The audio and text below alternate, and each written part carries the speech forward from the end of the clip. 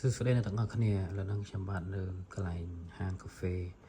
មួយកន្លែងបងប្អូននៅដែលមានទីតាំងនៅខាងក្រោយផ្សារអន2បាទហើយហាងកាហ្វេនេះដែរមានឈ្មោះថា Cleo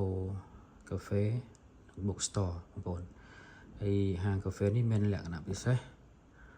ជាងហាងកាហ្វេទូទៅត្រង់កន្លែងថាហាងកាហ្វេនេះគេមានបណ្ណាល័យសិភៅបាទគេមាន book store ឲ្យយើងសម្រាប់អានបាទលេងហើយជាពិសេសគឺបាទគេមានសិភៅសម្រាប់ឲ្យយើងអាន free ច្រើនមែនទែនបងប្អូនបាទអញ្ចឹងបងប្អូនដែលស្រឡាញ់ការអានសៀវភៅចូលចិត្តអានសៀវភៅបាទហើយចង់អង្គុយធ្វើការបែបបាទ relax សบายយើងអាចមកអង្គុយអានសៀវភៅនៅកន្លែងនេះបានបងប្អូនបាទហើយកន្លែងគេទូលាយបាទហើយសៀវភៅមានច្រើនបងប្អូនចង់អានសៀវភៅបែបណាក៏មានដែរបាទជាលក្ខណៈបែប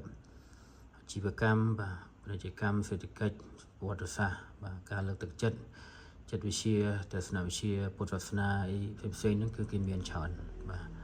អញ្ចឹងសម្រាប់អ្នកដែលគាត់និយមចូលចិត្តអានសៀវភៅស្រឡាញ់ការអានសៀវភៅខ្ញុំគិតថាវាល្អសម្រាប់គាត់ហ្នឹងហើយនេះមិនមែនជាការផ្សព្វផ្សាយឲ្យទៅបងប្អូនគាត់ថាដោយសារខ្ញុំគិតថាវាល្អសម្រាប់យើងហើយថ្ងៃនេះជាថ្ងៃសៅរ៍ថ្ងៃអាទិត្យអញ្ចឹងយើងទិនេពីការងារយើងអាចមកអង្គុយអានសៀវភៅនៅកន្លែងនេះបានបងប្អូនបាទអូខេអរគុណច្រើនបាយបាយ